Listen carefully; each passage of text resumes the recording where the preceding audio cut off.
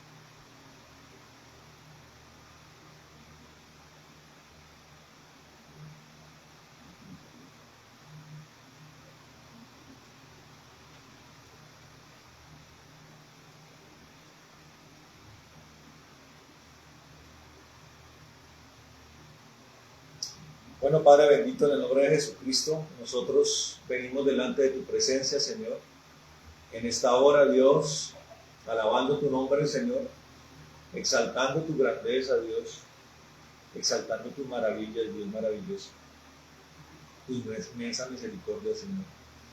Nos presentamos nosotros, presentamos nuestros corazones, Dios, nuestras mentes, nuestras vidas, Señor, nuestros cuerpos, nuestras casas, nuestras familias, Señor. Y nos consagramos, Señor, y en esa consagración elevamos, Señor, maravilloso, acción de gracias, Dios bendito, en el nombre de Jesucristo, por todas las cosas que haces, Dios, por la salvación, Dios, por la propiciación, Señor, del sacrificio, por la oportunidad que nos da, Señor, de redención, de ser redimidos, de ser lavados nuestros pecados, Señor, y de nacer, Dios, por tu palabra y por el Espíritu de Dios. Señor, gracias por este tiempo, gracias por permitirnos presentar súplicas, oración delante de ti, peticiones. Gracias por permitirnos alabarte, Señor, y elevar adoración, Señor maravilloso. Gracias, Señor, por permitirnos, Dios, que tu palabra, Señor, llegue a nuestros corazones. La necesitamos, Señor. La necesitamos, Señor maravilloso, como el agua, como el alimento, Señor, como el aire, Señor. Te damos gracias por esto, Señor, y queremos pedirte que el reino de los cielos, Señor, trascienda en nuestras vidas, en este día, Señor. Que esa palabra, que esa administración, Señor, impregne nuestros corazones, nuestro interior. Que nuestro hombre interior crezca, Señor, y se vea fortalecido, Señor, y se vea nutrido, Señor maravilloso, por esa porción preciosa que tienes para nosotros, Señor. Hoy oramos, Señor, abriendo caminos, Señor, para que con libertad venga, Señor maravilloso, lo que tienes que decirnos a nosotros el día de hoy. Toda edificación, Señor, amado Dios, que venga de ti la queremos recibir. Nosotros destruimos toda oposición del enemigo. Destruimos, Señor, todo obstáculo en el nombre de Jesucristo. Y rechazamos todo aquello que no es tuyo, Señor, todo lo que pertenece al error, a la confusión y al engaño, lo rechazamos en el nombre de Jesús. Y solo lo diáfano, Señor, lo verdadero, es lo que queremos recibir el día de hoy. En el nombre poderoso de Jesucristo. Te damos gracias, te alabamos y te exaltamos en esta hora. En el nombre poderoso de Jesucristo, Señor, te pido, Dios, que toques la vida de mis hermanos, los que están aquí presentes, y aquellos que con diligencia, con disciplina, con amor, con perseverancia, abnegación, Señor, se acercan a ti a través de los medios para escuchar tu palabra, Dios, con esperanza y con fe, Señor. Te pido que traigas una respuesta y bendito Dios, que el reino de los cielos se glorifique en medio de nosotros en el nombre de Jesús. Amén y amén. Bueno, buenas noches a todos. Dios le bendiga. Iniciamos un nuevo tiempo de la palabra del Señor. Amén. Entonces, vamos a donde estábamos, ¿cierto? Segunda carta a Timoteo, capítulo 3. Amén.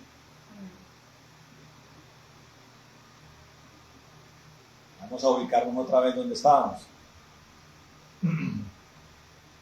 Amén. Que es lo que nos corresponde, ¿no? Predicar del reino de Dios, amén. Predicar de la venida de Cristo. Y la venida de Cristo viene ¿cuándo? En los postreros tiempos, amén. ¿Cuál es la señal por excelencia de la venida del Señor? Cuando se complete el número de los escogidos, amén. Y pues también obviamente dice la palabra que tiene que venir una apostasía y una apostasía y qué, y el hijo de perdición, lo que se conoce como el anticristo, que va a venir con el espíritu del dragón, ¿cierto? Y que se complete el número de los escogidos, amén. Sello quinto, los mártires le dicen al Señor: ¿hasta cuándo retardarás tu venganza? ¿Hasta cuándo vengará la sangre de los mártires, de los que hemos muerto por causa tuya? ¿Qué dice el Señor? Hasta cuando se complete el número de los escogidos. Porque es claro que el día del regreso del Señor coincide con el día donde su ira será desatada, ¿cierto?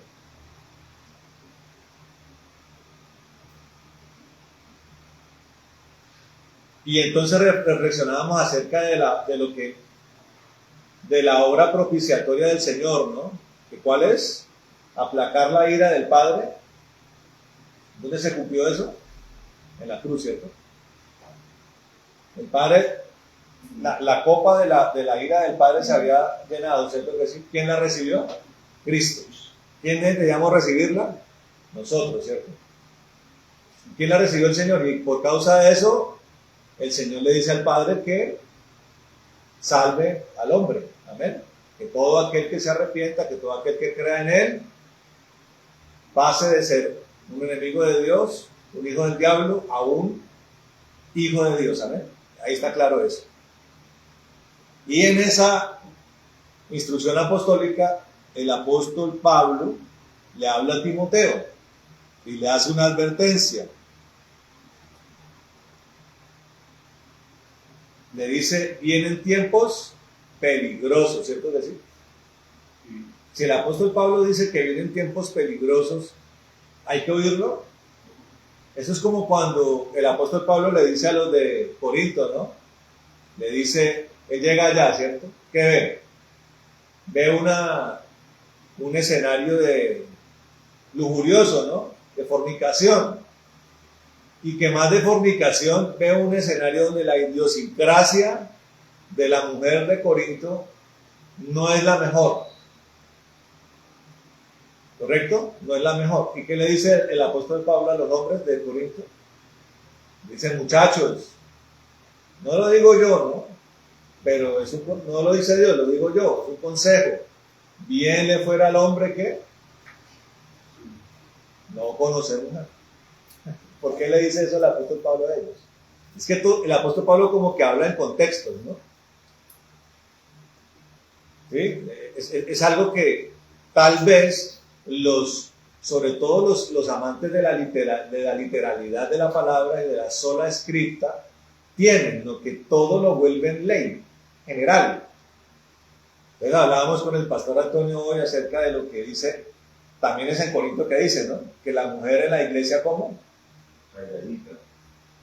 ¿Usted cree que tiene que ver con el mismo consejo que le dio el apóstol Pablo a los hombres de Corinto?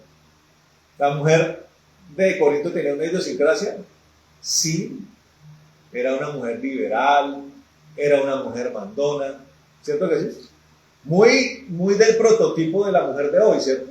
Y en esta región como la de Huila, uno ve mucho eso, lo que se conoce como los matriarcados. O sea, mujeres con temple que son tendientes a doblegar, ¿a quién? Al marido. Y además, y eso ya es para toda la mujer colombiana, tiene una carga de ¿qué? De sensualidad. La mujer colombiana es reconocida en el mundo entero, ¿cierto que sí? La gente dice, esa es colombiana. La otra vez llegaron a donde, creo que llegaron a República Dominicana y también en Cuba y en algunos países comenzaron a hacer un sondeo de si su mujer no fuera de su país, ¿qué mujer escogerían? ¿Usted qué nacionalidad cree que ganó? Que si no es dominicana, que si no es cubana, que si no es... ¿Cuál cree que escogieron estos tipos cuando le preguntaron que si fuera de otro país? La colombiana. ¿Por qué la escogieron? Porque son las más abnegadas amas de casa. ¿Por qué un hombre del mundo escoge? ¿Qué ve un hombre del mundo para escoger una mujer? La sensualidad. ¿Correcto? Entonces la mujer de Corinto era una mujer sensual, era una mujer que trataba de doblegar al varón, y en ese escenario es que Pablo habla. Y dice, muchachos, para el soltero, le recomiendo que si pudieran, quédense solos. Y dice, pero como todo el mundo anda ennoviado y pecando, cásense. O sea, no es lo mejor, no es lo perfecto en este contexto, cásense. Y en ese contexto es que dice, estas mujeres mandonas, doblegadoras, les dice, mire, cállense, no hablen en la congregación. Si tienen algo por preguntar o decir o saber, deben preguntarle a quién, a sus maridos en sus casas, dice el apóstol Pablo. Y entonces los de la literalidad dicen, la mujer no puede ser pastora, es la ley de Dios. Y lo vuelven ley. Si usted me lo pregunta a mí, por el diseño de Dios, la autoridad máxima de una iglesia, de un hogar, ¿quién debe ser? El varón. Pero también hay que mirar lo que es la lógica, ¿no? ¿Qué es cuando la palabra habla del obispo? ¿Qué es un obispo? Es un pastor. ¿Y qué dice acerca del obispo y el pastor? Que debe ser marido de una sola mujer. Y él ayuda idónea. ¿Qué hace el tipo? Pastorea. Y si él ayuda idónea, ¿qué hace ella? ¿Corta el pasto? ¿Recoge el agua? ¿Qué hace la mujer en un escenario como la iglesia? Pues ayuda a pastorear. No es la que manda. Ahora, yo estoy en contra de eso. Y hay unas congregaciones donde la que manda es la mujer. Ahora, yo soy una persona que creo que Dios, a veces, y en la palabra lo muestra, hace uso de algo que es parte de su soberanía, que es la excepcionalidad. Sí, lo vemos, por ejemplo, en el caso de Débora, ¿cierto? Los hombres no dieron la talla, Dios a quien levantó, a Débora. Pero ese es el común denominador. No. Una sola puede ser medio de como 10, 17 veces. Perfecto. Un caso excepcional que hace parte de la soberanía de Dios. Y hago uso de lo que el apóstol Pablo dice en la carta a los de Galacia, que si hay gozo, que si hay amor, que si hay el fruto del Espíritu, contra tal cosa no hay ley. Si esa excepcionalidad tiene un ajuste a la palabra y al fruto del Espíritu, yo ¿por qué voy a cuestionar a Dios? Pero en términos generales, los consejos del apóstol Pablo son correctos en el contexto en el que él los ve. Y aquí le está diciendo a Timoteo, le está hablando acerca de los posteros días y que en ese contexto hay que tener mucho cuidado porque son tiempos peligrosos. Y ya Dios nos ha hablado que el peligro mayor es el error, ¿correcto? El error. Y estudiábamos hace 8 días de que habla de hombres que no los está señalando como hombres del mundo o que están en el mundo, sino que son hombres que se fueron incorporando al cuerpo de Cristo, que se enquistaron en el cuerpo de Cristo. ¿Sí? En el cuerpo de Cristo. Y comienza a describirlos. Comienza a mencionar allí.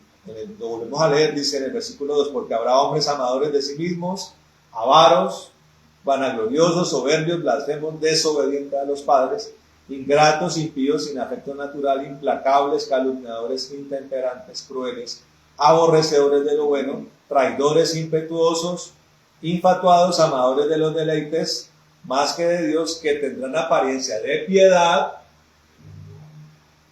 El impío, borrachín, mundano, nato, ¿le importa aparentar piedad?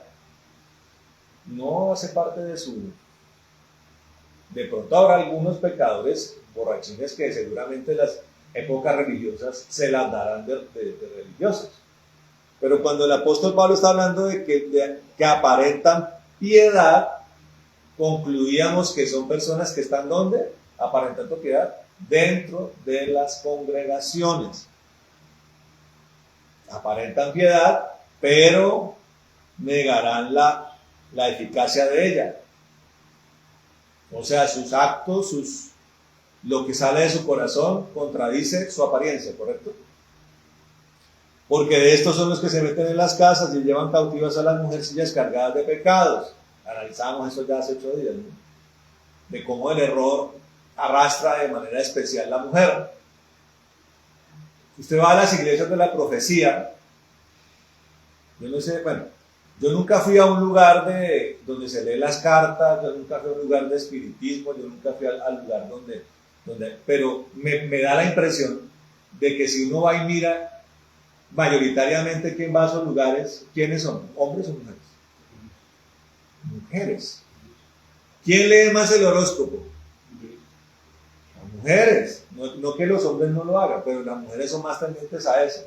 Mire el futuro, mire el horóscopo. Y claro, hay una de las cosas que le fascina al horóscopo decir, ¿no?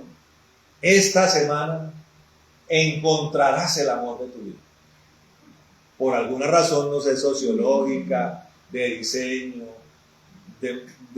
no sé, biológica, la mujer es más afanada a encontrar una pareja sentimental. Bueno, hay muchas cosas, por eso aquí la palabra muchas veces se piensa que el apóstol Pablo detestaba a la mujer. Algunos dicen eso, porque pareciera como si le da mucho palo a la mujer. Pero él está describiendo un contexto donde la mujer es especial víctima de esto. La voy a mencionar como víctima porque la verdad es que el engañador es el diablo y el que cae en el engaño es una víctima del diablo.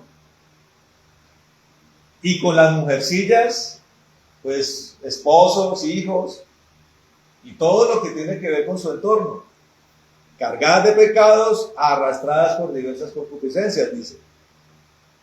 Y hablábamos de que ya yo lo encerraba en el grupo de personas, ya que abarca todo esto, de los hombres de los postreros días. Dice, estas siempre están aprendiendo y nunca pueden llegar al conocimiento de la verdad. Están ahí como buscando, como picando. Mire, y le voy a decir algo más. Hay personas que yo he descubierto que son curiosas porque son capaces de soportar ayunos largos, vigilias, ministraciones proféticas, liberaciones, lugares donde hay liberación, se meten en cuanto culto hay, corto, largo, mediano, cultos de alabanza. Mire, yo conozco personas que asoman cabeza en cuanto a congresos, en cuanto a evento cristiano, concierto cristiano, retiro cristiano, asoman. Yo no sé si usted conoció personas así, retiros, congresos, eventos, llegó el profeta tal, ya están metidos. Y hay algo que pasa con esas personas. Nunca llegan al conocimiento de la verdad. Nunca llegan al conocimiento de la verdad. Están cargados de pecados, y uno los ve, uno se los encuentra con los años, y son personas que están peor que cuando uno los conoció. Y tal vez nunca dejaron de ir a una iglesia. Algo pasa allí. Mire el estrago que hace el error. Pero cuando hablamos de esta porción de las personas, son víctimas especiales.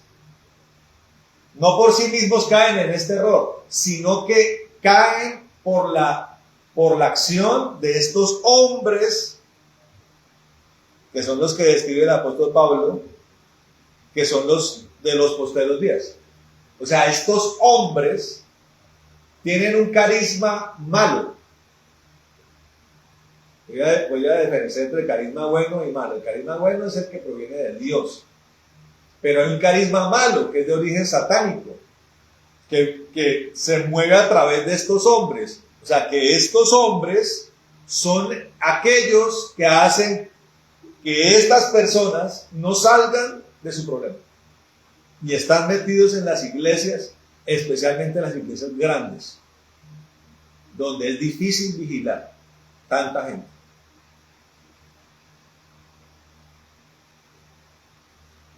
Cuando nosotros estábamos en Oraves, nosotros llegamos a Oraves con Antonio, obviamente recién desempacados del mundo, pero había algo que pasaba entre los dos, era que veníamos como hastiados del mundo, ¿no? O sea, fue tanto el mundo que consumimos que uno dice, no quiero más. ¿Sí? No quiero más, estoy saturado del mundo. Llegamos allá y vimos a unos jóvenes que por el contrario estaban hambrientos del mundo. Como dice la palabra, cargados de concupiscencias, cargados de pecados que no llegan al conocimiento de la verdad. Y en medio de ellos había unos hombres que eran como los que dirigían a esas personas a no salir de allí, hombres malvados. Y uno se enteraba que esos hombres brincaban de una muchacha, se noviaban con ella, después se noviaban con la otra. El Señor hizo un remesón en la iglesia. Muchos de ellos se fueron, pero algunos con los años trataron de volver. Y pensaron estos sujetos que llegaban a la misma congregación de la que se habían ido. Y se encontraron con que no. No duraban un culto ahí en Oraves, porque se daban cuenta, ya no era el caldo de cultivo que ellos esperaban. Son estos hombres, que reúnen una serie de características, cada una de ellas completamente desobligante, repudiada por Dios. Y dice allí, negarán la eficacia de ella, lo de las mujercillas, y dice en el versículo 8, y de la manera que Janes y Jambres resistieron a Moisés, así también estos resisten a la verdad. Hombres corruptos de entendimiento, réprobos en cuanto a la fe. Yo quiero detener un poquito en esto, porque dice Janes y Jambres. La comparación que hace el apóstol Pablo no es con cualquier otra persona malvada, sino con Janes y Jambres. ¿Quiénes eran esos tipos? ¿Usted sabe quiénes eran? ¿No sabe? Los magos que estaban con el Perfecto. ¿Cómo resistieron estos tipos lo que estaba haciendo Moisés? Imitando los milagros de Dios, casi nada. Y no imitando. Póngale cuidado a esto. Y no con realidad. Perfecto. ¿A dónde quiero llegar? Esto es revelación de Dios. No son tipos que simplemente son palabreros, Hacen sus milagros y sus sino que son tipos donde de pronto incluso hay dones que se están moviendo. O sea, son líderes de iglesias. Porque lo primero que se hace en iglesia, cuando ven el don es, venga para acá. No les importa el carácter, el proceso, el arrepentimiento. Ven el don, el talento, como mínimo el talento, y rápidamente los colocan a liderar. Que me parece a mí que es un error muy grave de la iglesia. ¿Qué hace la iglesia? Llega el super, hiper, mega millonario de la música, deja de servir al diablo y le empieza a servir a Dios. De repente. Y ya uno lo ve al mes, a los 2 meses que ya anda predicando en la iglesia.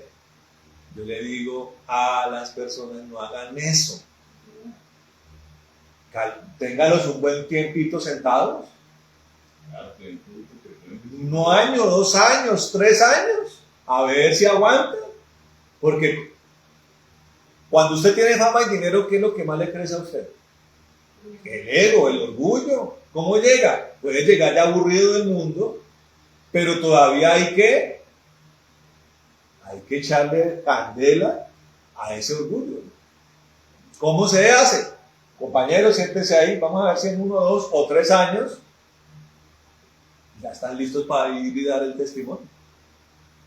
Pero inmediatamente los encaraman en el altar para que den testimonio. Eso es un error.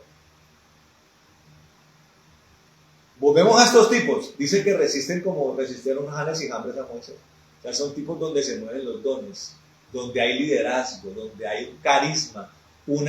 Son figuras tienen como una capacidad de liderar, pero son cosas que la desviaron hacia lo malo. Son personas que tienen dones, talentos, pero su carácter se dirigió hacia lo malo. Su corazón es completamente perverso. Y el apóstol Pablo dice, primero, que eso es un gran peligro en los postreros tiempos. Y segundo, le dice a los que andan por el camino correcto, le dice, a estos evita, dice. ¿Qué es evitar? Oiga, le voy a decir algo. La palabra en otra parte dice que ni siquiera se sienten a comer con ellos. Que ni siquiera compartan la ropa con ellos. Y si es posible, eso lo agrego yo, hasta el saludo quíteles. Usted podrá parecer odioso, pero mire, es tan impactante el efecto nocivo que estas personas hacen, que es mejor considerar que ni siquiera existen. Cuando usted estudia la palabra evitar, el Señor quiere que tengamos esa radicalidad al evitar. Evitar es algo radical. O sea, lo que quiere decir esa palabra, extraída del idioma original, es como si ni siquiera existiera. Ignórelo completamente.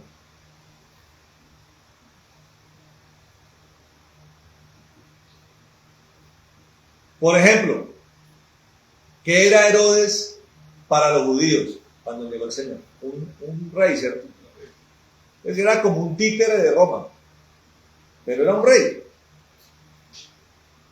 Durante 3 años y medio, ¿qué hizo el Señor con ese hombre?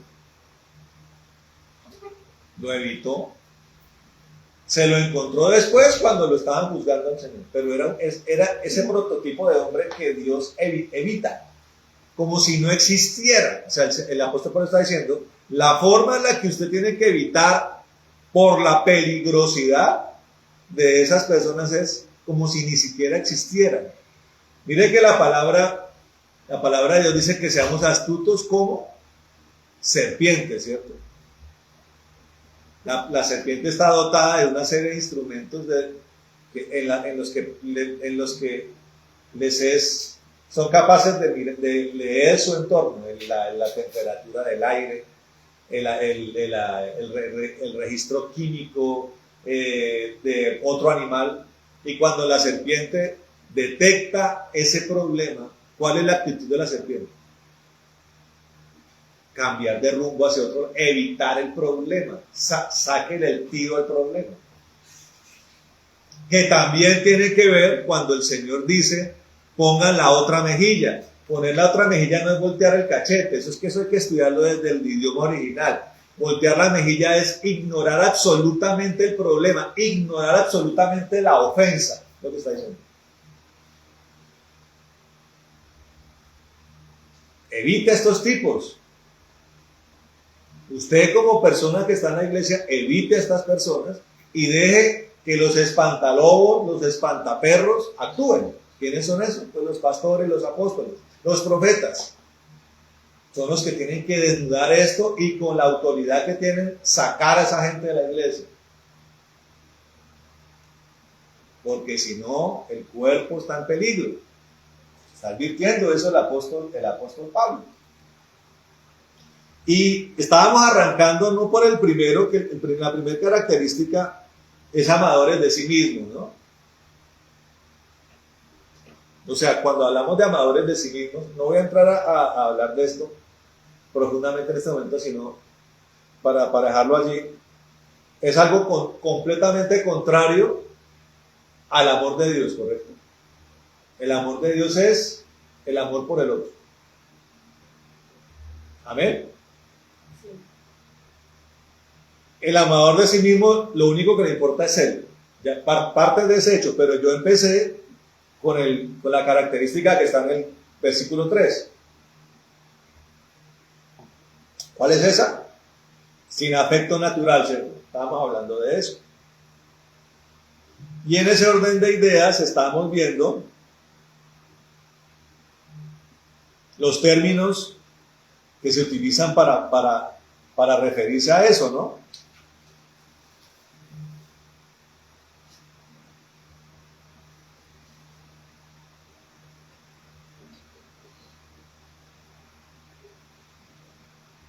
Y empezamos a mirar que afecto natural viene del griego estorge, que se combina con otros prefijos. Y mirábamos, por ejemplo, la palabra ya con el prefijo filoestorgos, que es el afecto natural profundo. No es simplemente una simpatía, no es simplemente una coincidencia en ciertas cosas, típica de las amistades, sino que es algo profundo, como lo de una familia.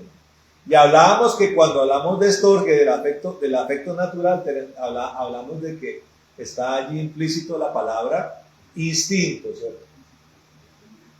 Entonces, utilizamos el ejemplo de la mamá que recién pare. ¿Cuál es el instinto? El instinto protector. En ese momento, la mamá, una verdadera madre, enfoca toda su atención, todo su vigor, toda su concentración ¿en quién? En esa criatura que está ahí. Ya su dolor, su sufrimiento, sus dolores de parto, el parto mismo, ya básicamente se olvida, porque su fuerza está centrada en ese niño que nace, algo instintivo. Cuando hablamos de filoestorgos, estamos hablando de ese tipo de instinto profundo, el de una madre con su hijo, el de un padre con su hijo, el de hermano con hermano, ¿correcto? Y es la misma palabra y lo mirábamos hace 8 días, que utiliza el apóstol Pablo en Romanos 12, cuando dice amados los unos a los otros, con amor ¿qué? Fraternal, o sea, con un amor profundo. Un amor profundo, ¿correcto? Prefiriendo los unos a los otros. Lo contrario a eso, cuando ya hablamos de lo que dice el versículo 3, es sin afecto natural. Entonces se utiliza el prefijo a, que lo que hace es contradecir todo el término, ¿no? Como en el español, ¿no? Usted dice, eso es normal. ¿Cuál es la palabra contraria a normal? Se utiliza el prefijo ¿qué? Anormal, normal, o sea, es contrario a lo normal, no es convencional. Aquí se utiliza, o también hay un prefijo, que es entonces astorgos, que es sin afecto natural, y es lo contrario. Y podemos relacionarlo con dos palabras, inhumano o desalmado. Imagínense utilizar uno la palabra desalmado. ¿Qué significa la palabra desalmado? Sin alma. Sin alma. Pero tiene mucho sentido, ¿no? Correcto, sin alma, imagínense. Usted es una persona desalmada. No tiene ni siquiera, o sea, escuche esto, no tiene ni siquiera el afecto natural.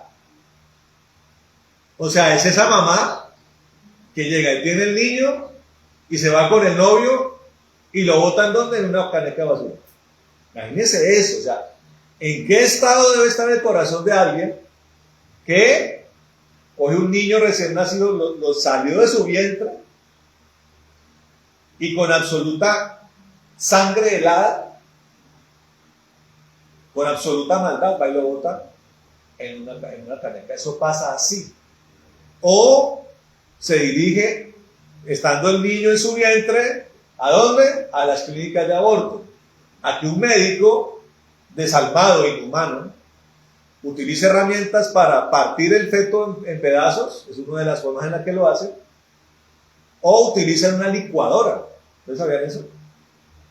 Llegan y meten como una especie de procesador, parecido a un procesador, y licúan el niño adentro y una manguera lo succiona. Imagínense eso. Y el mundo está tan desalmado, tan escaso de afecto natural, tan inhumano, que les parece que eso es normal, al mejor estilo de Adolfo Hitler. Que ni un animal lo hace. La inhumanidad, la inhumanidad de los nazis, la condición desalmada de los nazis los llevó a hacer una reunión en el año 42 en una mansión a las afueras de Berlín, con almuerzo, eso fue con banquetes, se reían, champaña.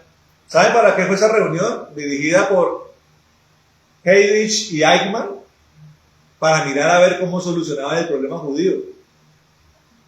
Entonces trajeron a un tipo que estaba cometiendo matanzas en Letonia, en Estonia. ¿Usted cómo está haciendo? No, mis soldados son eficientes, decía el tipo. Eso llegan y ponen a los judíos así en fila y les disparan en la nuca y se han vuelto buenos porque eso mata harto. Es un tipo exitoso. Todo el mundo lo aplaudió. Pero es que eso cuesta mucho dinero y se gasta mucho tiempo. A ver, ¿usted qué idea trae? No, les tengo lo último. Un gas que produce la muerte en cuestión de segundos de un ser humano. ¿Y cómo hacemos para que haya eficiencia? Pues podemos construir cámaras de gas para que los metamos allá, los engañemos para que decimos que los vamos a bañar y a desinfectar y ponemos a unos soldados a través de unos orificios para que boten unas cápsulas de ciclón 5, se llamaba eso. Mire, la gente que va a Auschwitz, en las paredes se ven los aluñones, que es la prueba del desespero, del ahogamiento y el envenenamiento de la persona. Allí se ven las marcas. Y apareció el otro, porque el otro problema es ¿qué hacemos con los cadáveres? Y apareció otro, decir, yo tengo la solución. Hay unos hornos que usted le mete un combustible y eso vuelven en cuestión de minutos polvo el cuerpo de un ser humano. Oiga, y con esa fórmula mataron a más de 6 millones de judíos. ¿Cómo la ven? Ese es el ser humano. Ese es el que perdió el afecto natural. Y está hablando que esos hombres que están allí en esa iglesia ya no tienen el afecto natural. No, es que no está diciendo que es que se les redujo, que se como que endurecieron su corazón. Son personas completamente desalmadas, inhumanas, que su único objetivo es destruir lo que allí está tratando de crecer o de incubarse. Oiga esto, hermano.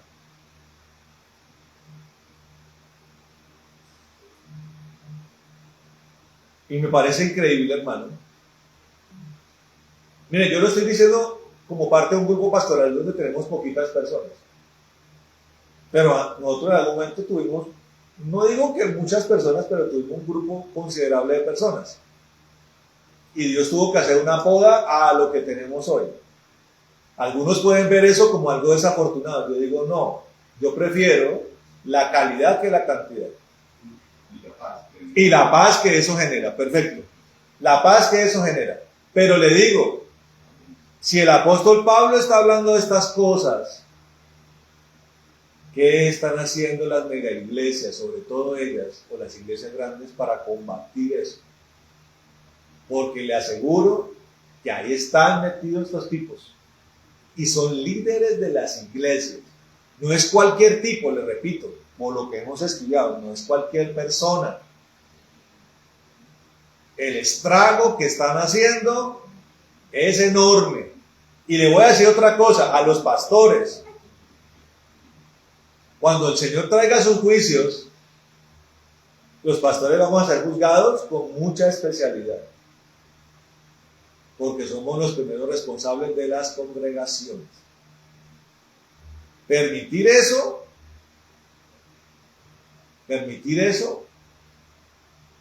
es responsabilidad del pastor. Y usted mira las iglesias de Apocalipsis, y sería bueno estudiarlo, hay líderes en las iglesias llamados nicolaitas. Los nicolaitas eran promulgadores de una alta inmoralidad dentro de la iglesia. O sea, pastores, líderes que le dicen a los jóvenes que no es malo fornicar. Oiga esto, nosotros tuvimos una vez un pastor en una iglesia, o un pastor auxiliar en una iglesia, él dictaba clase en el seminario, y un día llegó con la extraordinaria y reveladora enseñanza de que para que se configure la fornicación, el muchacho tiene que acostarse con una prostituta. Pero mientras no sea así, no pasa nada. Oiga, el muchacho carnal, la muchacha carnal, cuando escucha a un líder decir eso, ¿qué piensa? Piensa que es Dios el que está hablando. Por eso fíjense que son estos hombres los que hacen que las personas nunca crezcan, se pierdan. Si un pastor dice que para que usted de verdad fornique es porque contrató una meretriz, usted va a considerar que eso es cierto. Y después de que un error se le meta a alguien en el corazón, vaya sáqueselo. Vaya sáqueselo, hermano. Eso es como el niño ese de la historia que de hecho la historia de los Peanuts, de Duppy y de Charlie Brown, es de un hombre cristiano. Su hijo es un hombre cristiano, y él decía que hay cosas cristianas que están metidas en esa historia. Y hay la historia de uno de los niños que nunca suelta una cobija. ¿Cierto que sí? ¿Cómo se llama el niño? El que no suelta la cobija. ¿Dairus? Linus, no suelta la cobija. Vaya, quítele eso a esa persona. Vaya, quítele ese error. Una vez llegó un muchacho que se apartó del camino, llegó con su niño, llegó con la mamá de su niño, y yo le dije como por amor a él, oiga hermano, muy bien todo, ¿y qué, se casó? No, ¿eso qué, pastor? Ya nosotros hemos configurado una sociedad conyugal. Y le dije, ¿es payaso o qué, hermano? Una sociedad conyugal es una figura jurídica, hermano, pero eso nunca es un matrimonio que se construyó a nivel jurídico para un tema de tipo patrimonial. Estoy hablando de presentar esa vida suya con esa mujer delante del Señor. ¿Ya lo hizo? Me vine aquí a dar clases de derecho el hombre. ¿Ya lo hizo, hermano? ¿Usted cree que eso no se lo dijo a alguien en su momento? Está fresco que usted tiene una sociedad conyugal, igual que un matrimonio. Es igual que un matrimonio. Anoche me vi una película también donde el tipo le dice, ¿por qué no nos casamos? Y una película del siglo XIX, en esto del siglo, ya le dice, ya estamos como casados, le dice, bueno, listo, el tipo, la gente toma unas cosas, hermano. Y la gente enseña eso desde el altar como si fuera normal, porque ya no tienen ni siquiera el afecto natural. Y después me entero que este hombre le decía a una de sus pupilas que cuando estuviera con el novio y fuera a entrar a la residencia lo llamaran antes. Oiga esto, no estoy mintiendo. Dios sabe que no estoy mintiendo. O sea, el tipo estaba dispuesto a orar por ellos antes de que entraran al motel para santificar esa copulación. Oiga, hermano, esos son hombres desalmados, hermano. Puede que no se vea como que la persona perdió la vida o que la metieron en una cámara de gas, pero lo que está matando ese tipo de personas es el alma de la persona. Ay, peor.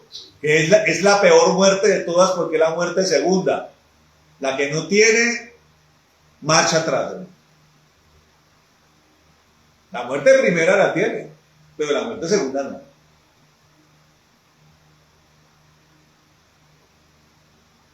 Porque para los que estamos en Cristo se nos morirá el cuerpo, pero un día el Señor nos lo va a resucitar. ¿Quién dice amén? Eso lo va a hacer el Señor, pero el alma, cuando se pierda, ¿volverá Cristo a morir en la cruz? Ya no, o sea, no, Señor, no lo va a hacer más. Fue un sacrificio para siempre, hermano. A esto se evita, dice. Entonces el astorgos es sin afecto natural, que se pone la letra al principio y funciona como un negativo, como decir inhumano o desalmado. Léeme ahí Romanos 1:31. Es la palabra que se utiliza en Romanos 1:31. ¿Qué dice?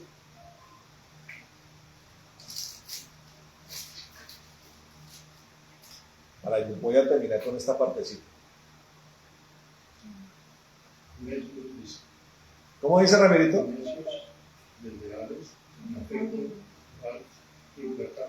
Ah, bueno, tiene una descripción similar es también la palabra que se utiliza para eso. Astorgos. ¿Sí? Dice, describe a alguien que ha perdido el corazón. Oiga esto. Mire la descripción de esto. Describe a alguien que ha perdido el corazón. Por eso la palabra dice, ¿qué dice la palabra? Que de toda cosa guardada, ¿guarde qué? ¿Guarde qué? El corazón. Porque de él mana la vida. Guarde el corazón. Es lo principal que dice el Señor que guardemos. Dice, se refiere a la alarmante pérdida de los lazos familiares más básicos. Oiga esto. Un padre que abandona a sus hijos o hijos que desprecian a sus padres. Oiga esto. Oiga esto. Que viene siendo lo que el apóstol dice en otra parte de la palabra: no provoquéis a ira a tus hijos. Y le dice a los hijos: no sean contumaces, no sean rebeldes con los padres. Un padre que abandona a sus hijos o hijos que desprecian a sus padres. Para los autores bíblicos dice: perder el estorge o el afecto natural era una señal de una sociedad en decadencia, en absoluta decadencia moral. O sea, esta. Y se metió en la iglesia porque está hablando, oiga esto, no de cosas, porque cuando hablamos de las iglesias de Asia, estamos hablando de iglesias que existían en el tiempo de Juan, ¿cierto? Y el apóstol Pablo está haciendo la advertencia, aunque ya enfrentaban cierto tipo de retos en esa iglesia primitiva, está hablando de una decadencia moral de este tiempo en la iglesia. Una sociedad en absoluta decadencia moral. A diferencia del ágape, del cual hablaremos también, que es un amor de elección sacrificial y divino, el estorge es el amor que nace de forma instintiva. O sea, ni siquiera es algo que se construye, sino que nace de manera instintiva. Es el diseño original de lealtad y protección que mantiene unidas a las familias. Si se perdió eso, hermano, se perdió el corazón. Y yo reflexiono en algo, hermano, porque a veces pensamos en estas cosas como de que son como los de las SS, ¿no? Que eran máquinas de matar. Repito, no son personas, puede que no sean personas que no son capaces de producirle una herida a nadie. Escuche esto, pueden ser que no sean personas que ni siquiera griten, que parezcan incluso de un carácter dócil, parecen, que en alguna parte dice, son el apóstol Pablo, personas que hablan con palabras dulces, pero son completamente destructivos, dice. Y yo a veces, y eso nos sorprendía a veces nosotros en nuestra primera experiencia cristiana, de que había personas que decían que amaban mucho en la iglesia, pero después de que el pastor decía amén en la iglesia, a partir de allí nadie de la congregación les importaba nada. Eran ellos con ellos mismos. Para el cristiano promedio, pues, que va a la iglesia y calienta silla, eso no es tan problemático, que yo lo he vivido. Cuando nosotros como pastores nos sentamos y decimos, bueno, ¿cómo está la congregación? Porque lo hacemos con el pastor Antonio. Encontrábamos a esas personas que, aunque andaban como chuecongos, como que no daban pie con bola, uno decía, oiga, pero no me están haciendo, no me están contagiando la congregación. Por eso digo que estos tipos son líderes. Pero ya cuando lo vemos en el liderazgo, hermano, personas que están ministrando, pastoreando, decimos la cosa delicada. Benignidad, su actuar es de malignidad. Con Dios no hay, y cuando se trata del cuerpo de Cristo no hay grises. O usted es bendición, o usted es maldición. Intrascendente no es usted. Y tan es así que el día que el Señor vaya a hacer el juicio, todos seremos juzgados por lo bueno y por lo malo. Con detalle además. ¿Amén? Vamos a dejar allí, mis hermanos. Vamos a orar.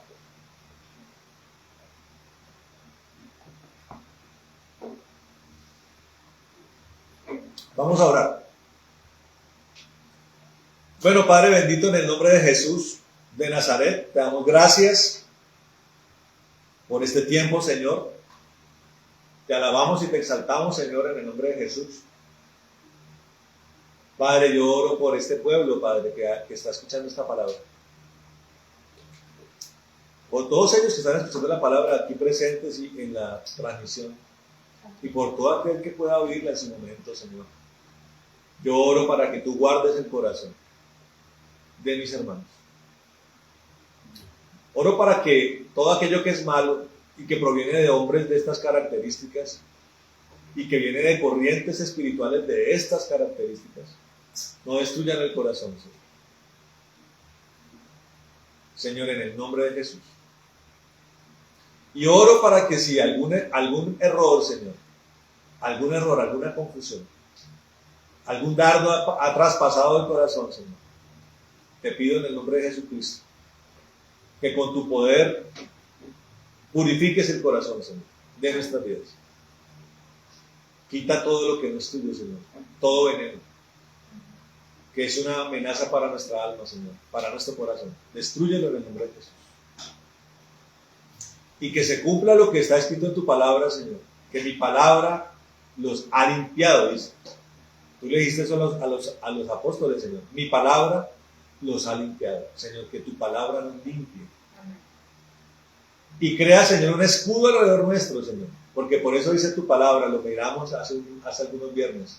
Especialmente el escudo de la fe, con el cual repelemos en los dardos de fuego del enemigo, Señor. Levanta el escudo de la fe, Señor, para guardar nuestro corazón. La coraza de la justicia también, para guardar nuestro corazón, Señor, de todas estas cosas que provienen de estos hombres malvados, dentro de las congregaciones, pero también, como estamos, Señor, en tiempos de medios y de tecnología, Señor, todos aquellos que desde sus altares virtuales, Señor, están lanzando esta basura a los corazones, Señor. En el nombre de Jesús te lo pido, guarda a nuestro pueblo, guarda a tu pueblo de estas cosas, Señor, porque también está escrito en tu palabra que será tan fuerte el engaño que si fuere posible engañará a uno de los escogidos, dice la palabra. Y tu palabra dice que después de que la persona es atrapada por esto, si es obstinada y no sale de allí, Señor, o no quiere salir, tú mismo enviarás un espíritu para que nunca salga, Señor. Señor, guárdanos de estas cosas en el nombre de Jesús. Guarda nuestro corazón. Y te pedimos, Señor, que lo mantengas allí puro, Señor, ardiente con tu corazón, lleno de amor por ti en el nombre de Jesucristo, lleno de amor por la verdad. En el nombre poderoso de Jesús. Te damos gracias. En esta hora te alabamos, te exaltamos en el nombre de Jesucristo. Bendice a todo este pueblo, Señor. Nosotros atamos todo satanismo, brujería, espíritus de error, de confusión, de perversión, de inmundicia, espíritu, Señor, de destrucción y desolación los atamos y los echamos al abismo. Y toda arma que se ha levantado en contra de nosotros, en el nombre de Jesús, es deshecha y desbaratada en el nombre de Jesucristo. Te damos gracias por este tiempo, te alabamos, te glorificamos y te bendecimos en el nombre de Jesús. Y pido que lleves a este pueblo en paz, que lo sanes, que nos sanes, Señor, y que desates provisión desbordada en nuestras vidas, que nos libres de nuestros enemigos, que adereces mesa delante de ellos y en presencia de nuestras angustiadoras, en el nombre de Jesús. Señor, atamos todo caballero de la noche de Morfeo, lo echamos al abismo, todo espíritu de tormento, de desolación, lo atamos y lo echamos al abismo. Regálanos tu paz, tu gozo, Señor, en el nombre de Jesús, y una noche tranquila, Señor, por el poder que prima en ti, Señor, en el nombre de Jesucristo. Oramos como lo hizo Aarón, que tú nos bendigas y nos guardes, haga resplandecer tu rostro sobre nosotros, ten de nosotros misericordia, Señor, alces tu rostro sobre nosotros y coloca en nosotros paz, en el nombre de Jesús. Que nos bendigas, que ensanche nuestro territorio, que tu mano esté con nosotros y nos libre de todo mal para que no nos dañe, en el nombre de Jesús. Amén y amén. Amén. Bueno, mis hermanos, Dios les bendiga, Dios les guarde. Amén y amén. Un abrazo a todos.